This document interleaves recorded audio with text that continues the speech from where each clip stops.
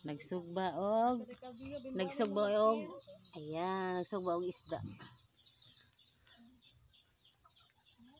Kasilingan. Bukat ko no kayang bag. Ayan. Calling school. Ano daw, picture na tayo.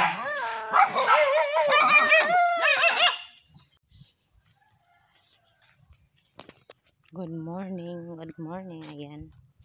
Lakad-lakad tayo palabas kasi malayo ang tinda. Kailangan nating bumili ng asukar para sa lolorik.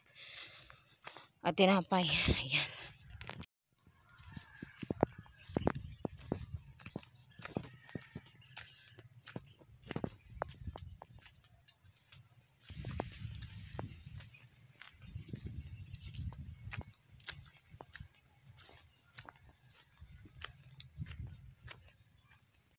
Hello. Bagong gupit si Jonak. Bagong gupit, init kaayo, sobra kainit. Bagong gupit, ayan. Bagong gupit. Ang gwapo. Ayan, sa bahay na kami, sa bahay.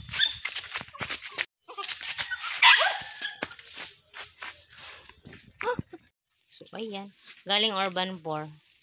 Bumili lang ng asukal, toyo at tinapay. So ayun lang ang binili kasi para may toyo. Malayo ang tindahan ay. Kaya gusto ko magtindahan na sana dito sa, kasi wala talagang ibang tindahan dito sa amin banda. Kaya kailangan gusto ko magtindahan kasi ibang maraming gustong bumibili pero walang tindahan. Malayo pang lalakbayin mo. Ayan, nabili ko lang tinapay para kay Lolo Orik at magtimpla ng Milo. Para Milo daw.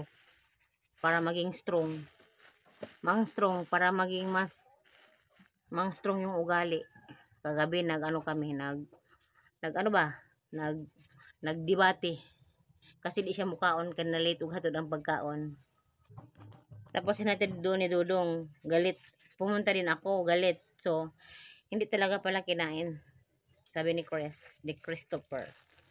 Kaya minsan ang ugali nila nakakapagod. Yung pagod ka na sa sa financial, sa yun bang mga kailangan kapag kain.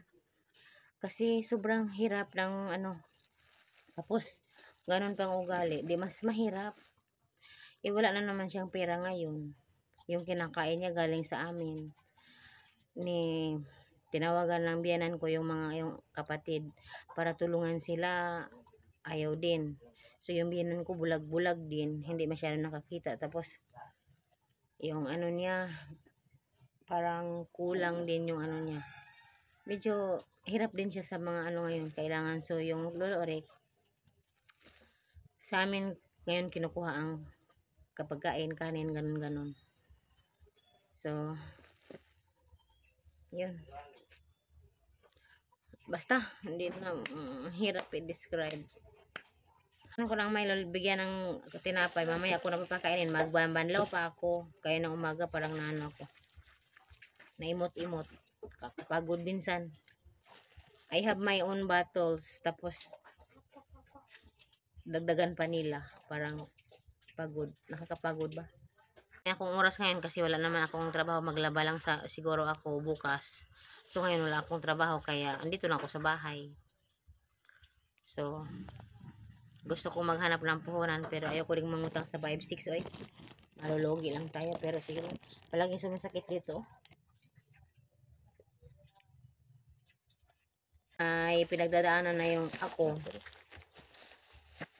Samutan pa nila. Burag kapoy na. Lami kayo iuli sa among lugar. Dito na lang unta ako magpuyo. Less stress.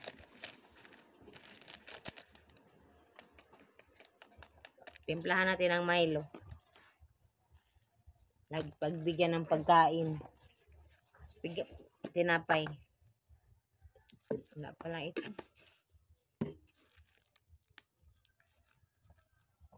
Dong.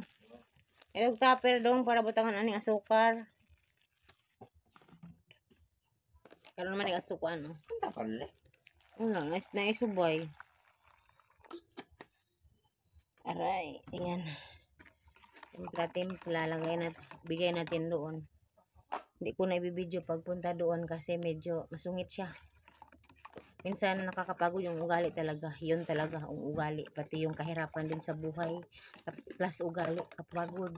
So, kahit mahirap ang buhay, pag hindi sana ang ugali ganun, parang maawa ka, maging okay ka. Pero hindi. Mas ang ugali pa ba? Kaya mas mahirap. Mas mahirap.